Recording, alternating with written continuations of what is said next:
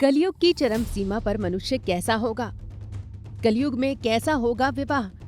स्त्री और पुरुष में कौन होगा ज्यादा बुरा? कलयुग में कैसे लोगों का राज होगा? दोस्तों, ये तो हम सभी जानते हैं कि भगवान श्री कृष्ण को पूर्ण पुरुषोत्तम पुरुष कहा जाता है। द्वापर युग में जन्म लेने के बाद भी उनकी सोच और दूरदर्शिता कई युगों से भी ज्यादा आगे थी। भगवान कृष्ण ने द्वापर युग में ही कलयुग के बारे में कई भविष्यवाणियां कर ली थीं। भगवान कृष्ण ने कलयुग में विवाह को लेकर भी काफी कुछ भविष्यवाणियां की थीं, जिनके बारे में आज हम आपको इस वीडियो में विस्तार से बताएंगे। कलयुग में विवाह को लेकर भगवान श्री कृष्ण ने क्या कुछ कहा, इसके लिए इस वीडियो को एंड तक जरूर देखें।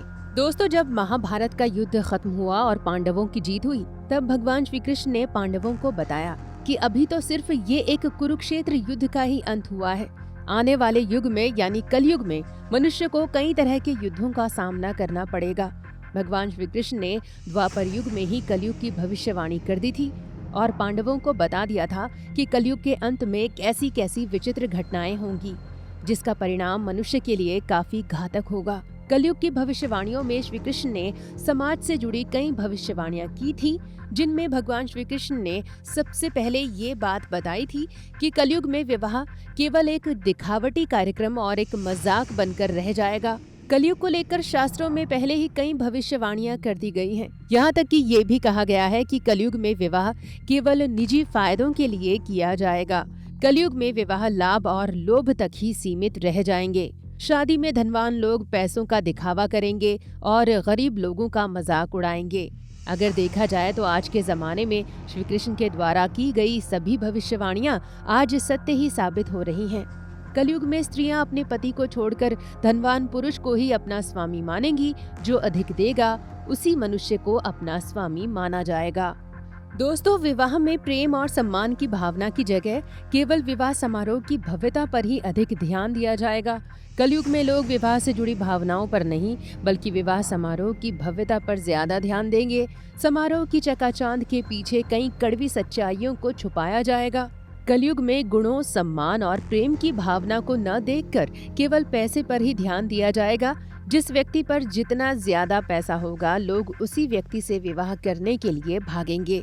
समाज में चाहे विवाह योग्य लोग ही क्यों ना हो, परंतु लोग केवल धनवान लोगों के पास ही जाएंगे और पैसे की कमी के कारण योग्य लोगों को अयोग्य ही समझा जाएगा। कलयुग इतना घोर होगा कि धन, दौलत, संपत्ति वाले लोगों के पास ही विवाह के मौके होंगे।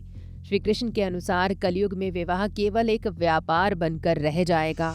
लोगों को जहां फायदा नजर आएगा वे वहीं विवाह करेंगे। जहां उन्हें भविष्य में लाभ होता दिखेगा, वे लोग विवाह की आड़ में छुपकर मूल्यवान वस्तुओं की मांग करेंगे। वर वधू धन बल पर ऐसे खरीदे जाएंगे जैसे कोई व्यक्ति धन देकर किसी वस्तु को खरीदता है।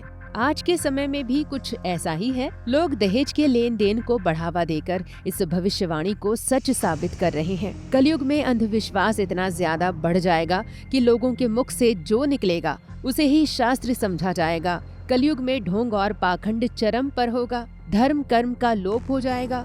मनुष्य नास्तिक और चोर हो जाएंगे। सभी एक दूसरे को लूटने का मौका ढूंढेंगे। कलयुग में समाज हिंसक हो जाएगा।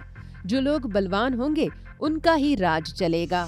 कलयुग में मानवता नष्ट हो जाएगी। रिश्ते खत्म हो जाएंगे। द्वापर युग में श्री कृष्ण ने भविष्यवाणी में ये भी कहा था कि कलयुग में लोग संबंधों की गरिमा को तोड़कर विवाह करेंगे। यानी कन्याएं पैसे के लिए किसी से भी शादी कर सकती हैं। लोग प्रेम, लगाव और सम्मान की भावना को पीछे छोड़कर केवल वासना और आकर्षण के कारण ही विवाह करेंगे और रिश्तों की गरिमा को भी लांघ जाएंगे। लोग अपने खून के रिश्तों से भी शादी करने के लिए तैयार रहेंगे। स्त्री और पुरुष दोनों ही विवाह के लिए अधर्मी हो जाएंगे। तो दोस्तों, इस प्रकार से पुराणों में पुरुष और स्त्री की चरित्रहीनता का वर्णन किया गया है। आपका क्या कहना है इस वीडियो को लेकर, हमें कमेंट में जरूर बताएं और चैनल को सब्सक्राइब भी करें। धन्यवाद।